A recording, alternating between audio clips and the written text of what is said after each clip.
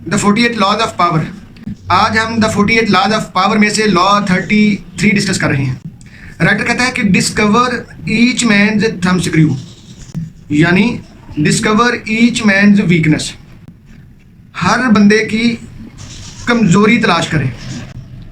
Writer कहता है कि अगर आप पावरफुल बनना चाहते हैं ना, तो दूसरों की कमजोरियों को इस्तेमाल करना सीखें, दूसरों की कमजोरियों को जानिए। राइटर कहता है कि every man has an emotional weakness. हर बंदे की कोई ना कोई एक जज्बाती कमजोरी होती है, कहता है उसको इस्तेमाल करें। इसी तरह राइटर कहता है कि find what people crave for. लोगों की तमन्नाएं क्या है, लोग किस चीज़ के लिए तड़पते हैं, and give it to them.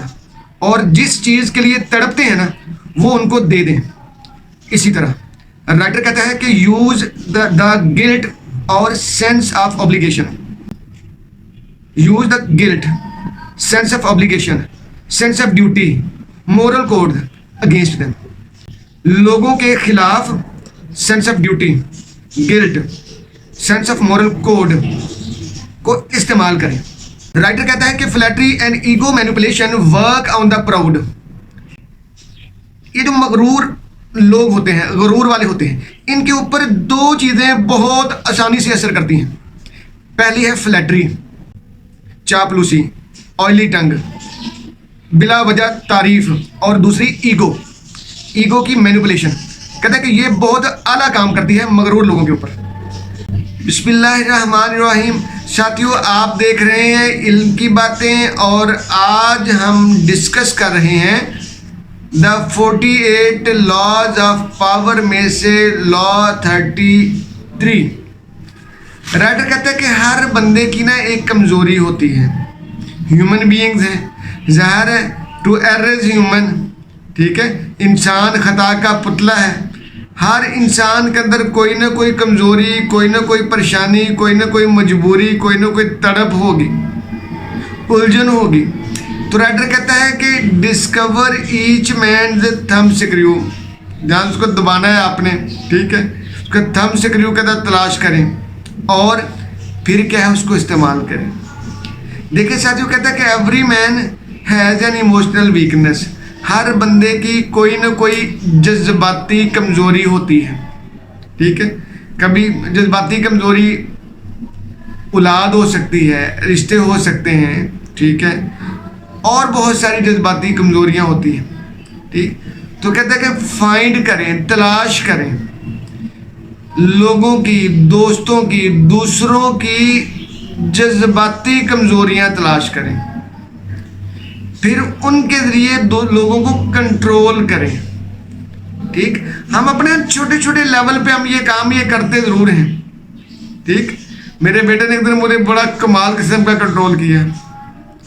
कहता पापा आप हमारे साथ खेलते ही नहीं हैं, आप हमारे पास ही होते हैं, तो आपने कभी हमारे साथ नहीं खेला, हमें कभी टाइम ही नहीं दिया।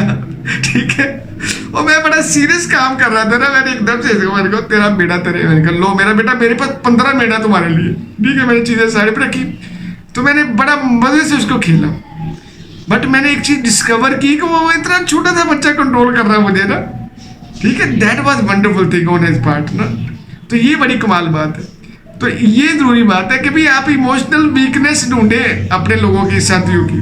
ठीक, इसी तरह कहते हैं कि people reveal their weakness through their behaviour. लोग जो होते हैं ना, वीकनेस ढूंढने का बड़ा आसान तरीका है, लोग अपने बिहेवियर से अपनी वीकनेसेस बयान करते हैं। ठीक, मुझे याद आया कि मैं बहुत, ये पुरानी बात है, 2005 4-5 की बात है, 5-6 की। तो एक डॉक्टर साहब थे, हम आइल्स की क्लासेस ले रहे थे, तो एक डॉक्टर साहब थे जो इमिग्रेशन के लिए बाहर जाना चाह रहे थे। अब डॉक्टर साहब की अपनी बेटी जो है ना, वो शायद डॉक्टर बन रही थी, क्या था, तो वो अपना किस्सा लेके बैठ गए। अब देखिएगा बिहेवियर। ठीक है, हमारे क्लास फेलो थे, हमारे बैचमेट थे, तो वो कहते हैं कि यानी वो खुद बाबा हो चुके थे, हम आइल्स की क्लासेस ले रहे थे, तो कहते हैं कि मेरी शादी गलत जगह पे हुई है, मैं नहीं चाहता था कि मैं शादी करूं, लेकिन मेरे अब्बा जान ने मुझे फंसा दिया। यानी अब उनकी अपनी उम्र 50 साल हो चुकी थी। शायद इससे भी ज़्यादा, लेकिन वो कह रहे कि हमारे अब्बा जान ने हमें फंसा दिया वगैरह वगैरह में। तो ये देखिए उनका बिहेवियर, उनका अंदाज उनकी वीकनेस को बयान कर रहा है, वो अपने मुंह से बयान कर रहे हैं। यानी अपनी जितनी भी नाकामियां हैं वो अपनी शादी पे, अपने अब्बा जान के डिसीजन पे डाल रहे थे।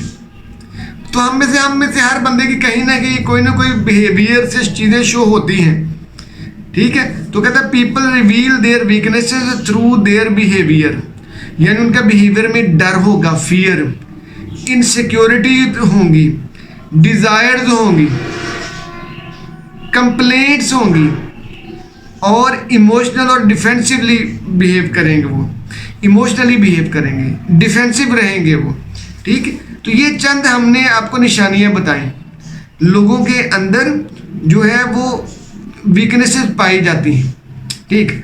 अगली बात राइटर कहते हैं कि find what people crave for, लोगों की तड़प तलाश करें।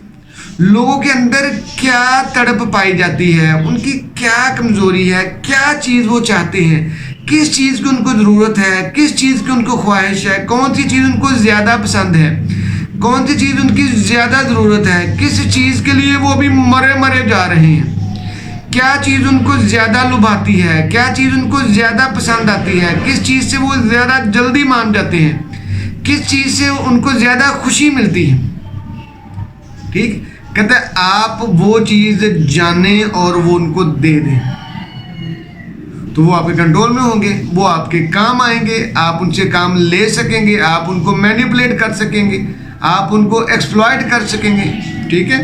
तो कहते हैं ये ज़रूरी बात है कि आप जाने कि उनकी तड़प क्या है। इसी तरह कुछ लोगों के अंदर आप ना सेंस ऑफ ड्यूटी बड़ी कमाल की होती है, बड़े बला के ईमानदार होते हैं, मोरल कोड्स बहुत अच्छे होते हैं। मैं कुछ लोगों को मैं जानता हूँ, एक आध तो बंदे को मैं जानता हूँ, वो बहुत कमाल बंदा, यानी मेरे जानने वाले हैं, तो मैं जानबूझ के उनसे ताल्लुक़ नहीं रखता था। मैंने कहा नहीं, मैं उनको एक आइडियल बंदा समझता हूँ, अच्छा बंदा समझता हूँ। आप उनके ज़्यादा करीब होंगे ना तो कमज़ोरियाँ नज़र आएंगी ना, खामियाँ नज़र आना शुरू हो जाएंगी। तो आई डोंट वांट टू,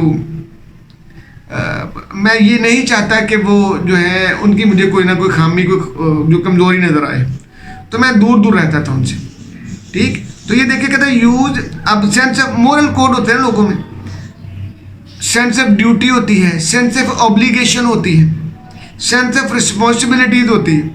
तो कहते हैं ये रिस्पॉन्सिबिलिटीज की सेंस है, मोरल कोड है वगैरह, तो ये भी कहते हैं वल्नरेबल चीज़ें हैं, ये इन पे भी हिट किया जा सकता है, इनके से भी लोगों को कंट्रोल किया जा सकता है, क्योंकि ये गिल्ट क्रिएट करते हैं।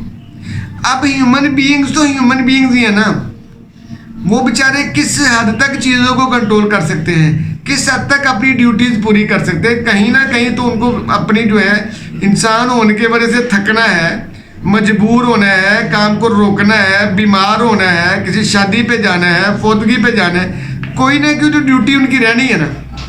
तो कहते हैं उनको गिल्ट को इस्तेमाल करें, उनको गिल्ट का एहसास दिलाएं, उनको सेंस ऑफ ड्यूटी से इराज करने, ड्यूटी पूरी ना करने की वजह से उनको गिल्ट में फंसाएं। जब आप उनको गिल्ट का एहसास दिलाएंगे, गिल्ट वाली फीलिंग दिलाएंगे, तब वो जो है ना वो आपके कंट्रोल में आना शुरू हो जाएगी। और आखिरी बात राइटर कहता है कि flattery and ego manipulation work on the proud. गुरूर वाले लोग होते हैं मगरूर, उनमें कहते हैं दो चीज़ें उन पे काम करती हैं। एक होता है फ्लैटरी, ये फ्लैटरी का तो बेड़ा ही तर्ज है ना, ये हर बंदे पे काम करती है, ठीक है। छोटे से छोटा और बड़े से बड़ा बंदा, आप जिस बंदे के साथ भी आप पॉजिटिवली, चलो मैं लफ्ज़ इस्तेमाल कर देता हूँ, अगर आप पॉजिटिवली भी वोकैबुलरी यूज़ करते हैं तो भी लोग कंट्रोल में आना शुरू हो जाते हैं। तो फ्लैटरी बड़ी जो है ना बड़ी कारामद लेकिन नेगेटिव चीज़ है साथियों, ख्याल कीजिएगा। कहते हैं फ्लैटरी के ज़रिए यानी चापलूसी के लिए, ऑयली टंग के ज़रिए, आप खुशामद के ज़रिए, ये ठीक वर्ड है, कि लोगों को कंट्रोल में कर सकते हैं। और ख़ास तौर पे जो मगरूर लोग होते हैं, जो गुरूर वाले होते हैं, उनको तो कंट्रोल करना बड़ा ही आसान है, क्योंकि वो तो प्राउड ही होते हैं। नेपोलियन के बारे में यही तो है ना, नेपोलियन बोनापार्ट के बारे में यही है कि उसको उसके जनरल जो होते थे उसको पिक्चर ही ये फ्लैटरी वाले दिखाते थे, उसको हमेशा फ्लैटर करते रहना और उससे तबाह कौन जो है डिसीजन करवाए गए। इस तरह ईगो, ईगो भी बड़ी बड़ी ज़बरदस्त शय है। ईगो आपको इगोइकली स्ट्रॉन्ग रखती है। ऐसे आप हेड स्ट्रॉन्ग रहते हैं, ठीक है, आप ईगोटिस्टिकली बने रहते हैं, अनाप्रस्त बने रहते हैं, लेकिन ये आपको आपके नुकसानदेह होती है। इसके ज़रिए आप फंसे रहते हैं, इसके ज़रिए आप मैनिपुलेट हो जाते हैं, इसके ज़रिए आप यूज हो जाते हैं, एक्सप्लॉइट हो सकते हैं। तो इसलिए कहता है कि जो लोग प्राउडी होते हैं ना, उनको यूज़ करने का, कंट्रोल करने का आसान तरीका ये है कि आप उनको फ्लैटरी के ज़रिए करें, आप उनको ईगो के ज़रिए मैनिपुलेट करें, इजीली मैनिपुलेट हो जाएंगे। ठीक है साथियों, जी साथियों, ये थी हमारी आज की इल्म की बातें। आज हमने द 48 लॉज ऑफ पावर में से लॉ 33 डिस्कस किया। जी जज़ाकल्लाह जी।